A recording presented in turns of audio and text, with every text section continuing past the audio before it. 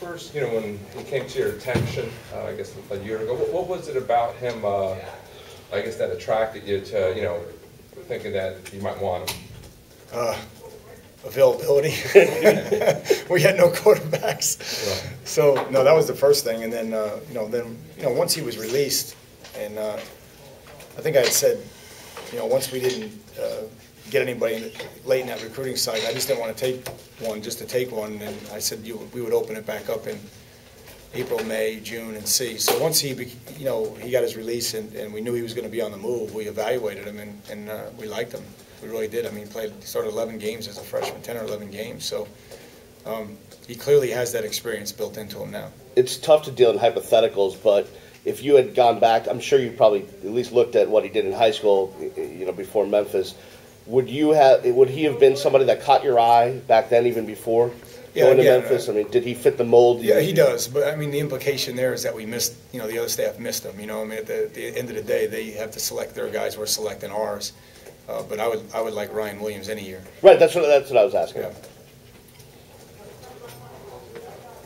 How did things go today, Al? You had a short workout. Yeah, everybody thinks it's short. It wasn't too short. I mean, I just think they came out and practiced, and then literally for the last 30 minutes, we just took the pads off and then did a lot of third down and 2-minute things. But for whatever reason, we can treat them like that because they respond. They don't just shut it down. And they had a really good day. They had a good practice. It's easy to look at the finish line when you get to this day, and I think we put a good one in the bank. It was a lot of difficult things that we worked on today, a lot of situations, a lot of things, to be quite honest, that we wanted to just get on film so we can teach off of it in our August installations. And I think the guys responded, and I appreciate their effort and their leadership today because that was big to go out and do that. Would you say you accomplished what you set out to accomplish this spring? I absolutely think so.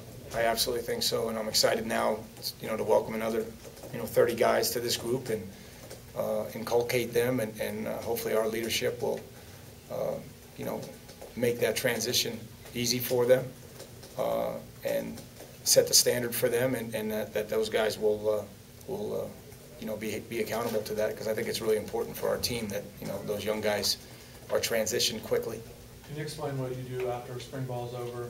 Meeting with the players, meeting with the coaches, just that kind of exit for spring? Yeah, that's about it, really. To be honest with you, we'll grade the film and then review it with them on Monday. We'll ask all the position coaches to meet with them at some point. And then I get a written evaluation, and I sit down with every player next Tuesday, Wednesday, and Thursday, every player on the team.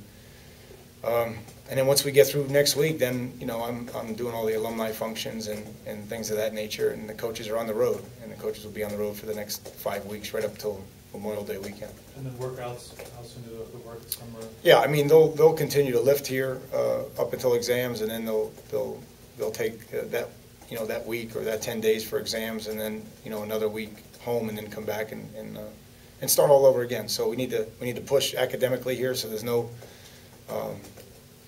pitfalls or obstacles, and hopefully the guys will do that. They'll stay focused, and we'll come back and do it all over again.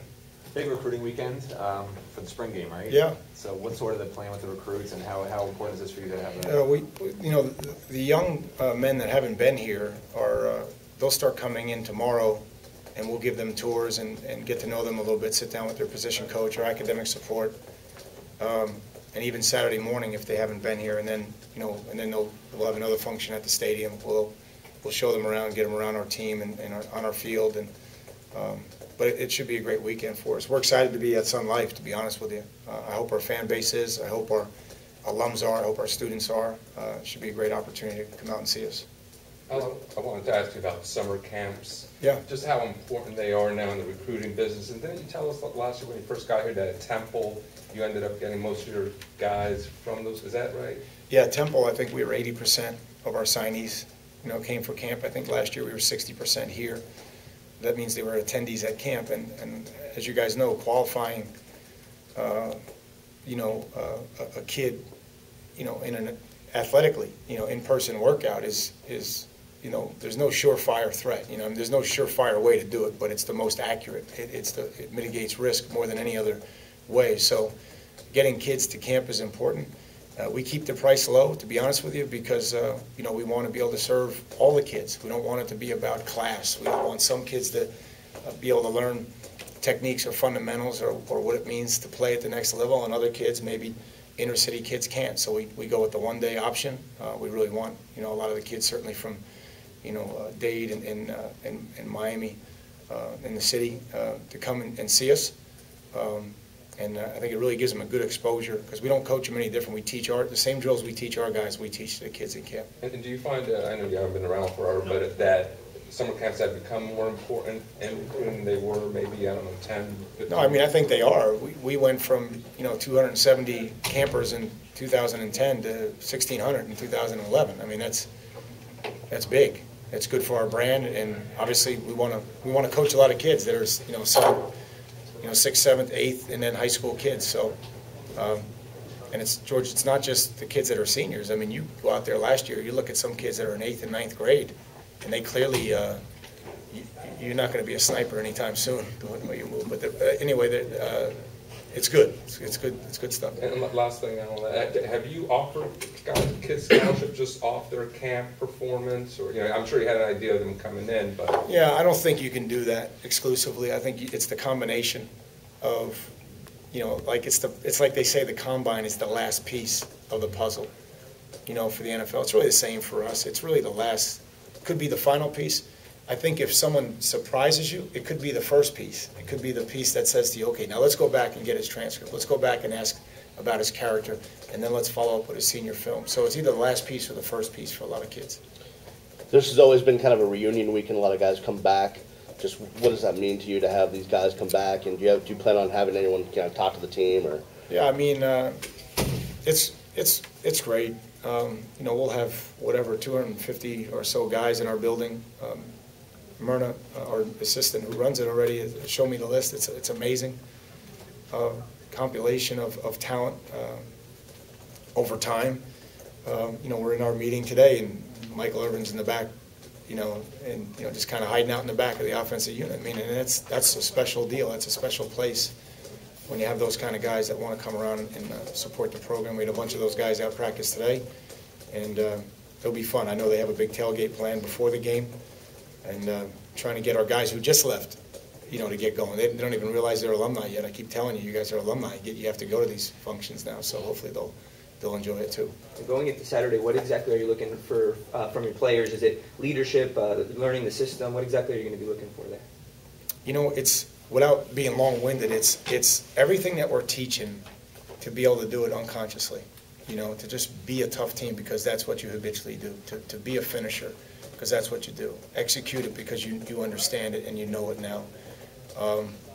So the preparation, the mental side of it, you know, taking care of your body, all those things. I want to see all that, you know, come to fruition at 2 o'clock. And I want a crisp, clean scrimmage. I don't want a lot of penalties. I don't want a lot of guys going the wrong way because that's when guys get injured. You have one guard that goes the wrong way or something like that, and then a guy gets injured, you know, things of that nature. I just want it to be crisp, clean, fast, up-tempo, and I want to see how guys respond, either negatively or positively, you know, to the results. How do you plan on running the game? I mean, is it going to have all phases, kick, punting, No. everything like this, or what? No, and again, we should probably release that to you guys. I apologize, but you know, we'll spot the ball, and like we already received the kickoff, and then we'll run it. And then if we get stopped on 3rd down, if it's close enough, I may say go for it. If not, we'll just move the ball 40 yards and turn it around.